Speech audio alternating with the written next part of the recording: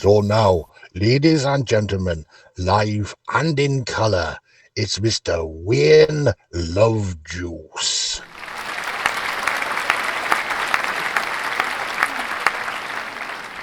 The other day our producer Louis had a chat with an interesting chappie who said that the YouTube algorithms really aren't that happy if a channel only broadcasts once a week, so we decided we could text ya whenever we've got a piece of news in our new book on the Track Extra.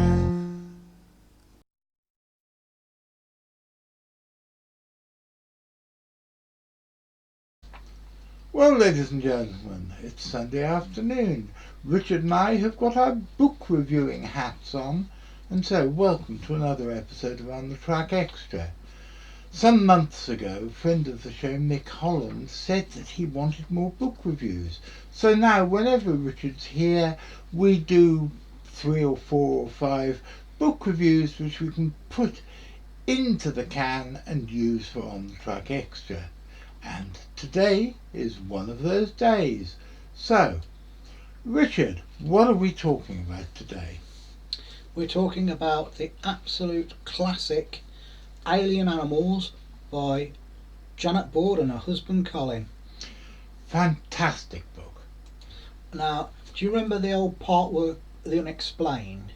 Oh, yes, I do. Yes, yeah, I used to get that as a kid, and I sent off for this book through The Unexplained, and I got hold of it. This is way before I'd ever read Bernard Heuvelmann's or anything like that, and I thought it was absolutely brilliant, and I still think it's brilliant. My copy is a hardback copy, and I lent it to a fellow zookeeper at Twycross Zoo back when I was a zookeeper, back in the 80s.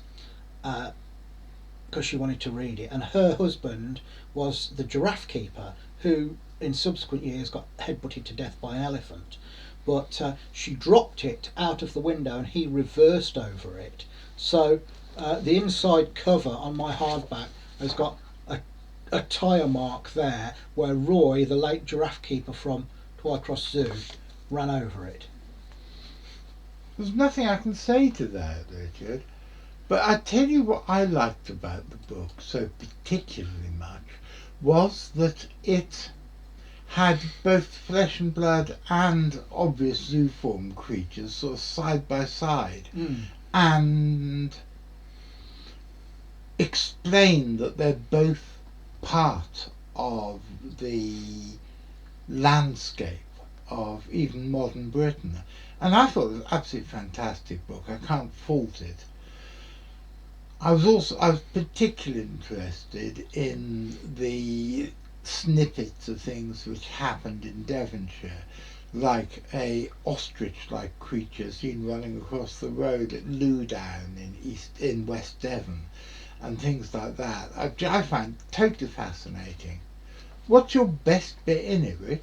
Oh, good Lord, I like it all. It's got chapters on lake monsters, chapters on hairy hominids, chapters on black dogs, chapters on mysterious cats, chapters on flying monsters. I haven't really got an outright favourite bit in the book. It's all good. I mean, the bulk of it is not strictly cryptozoology. It's about the paranormal entities that resemble animals, and they acknowledge that there are almost certainly real flesh and blood animals, mystery animals like the Yeti and things, but they concentrate more on these weirder sightings that are not so easy to explain.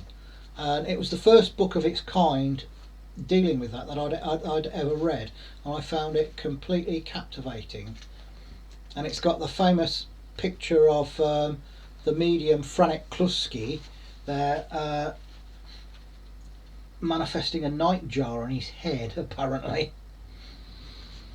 It was the book that almost directly inspired me to invent the category of zooform phenomena, because until then I had not really taken on board that there were so many things which resembled animals but could not be described as being describable, could not be described using three-dimensional flesh and blood zoology. And so, after reading it several times, I started to map out what zooform phenomena could be, and the rest's history. This was the book that sent me down an awful lot of the rabbit holes that have occupied my head for the rest of my life. Now, there was one point where CFZ Press was going to reprint this, wasn't there? There was, but Janet and us had a difference of opinion about how we thought it should go, and I had too much respect for Janet to want to argue the toss with her, so it never got done. That's a bit of a shame. Yes, it is one of the things on which I look back and am saddened that we didn't manage to pull off. There's quite a few of those, but we tried our best. But it's still widely available on eBay. You can pick it up second hand.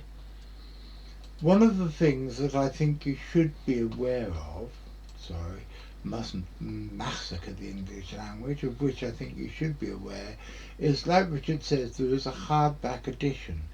But the hardback edition and the paperback edition are slightly different, and there's stuff in each of the editions which isn't in the other one. So if you can find it, it's better to try and get hold of both the hardback and the paperback edition. But overall, I agree with Richard. It is a complete and utter 10 out of 10.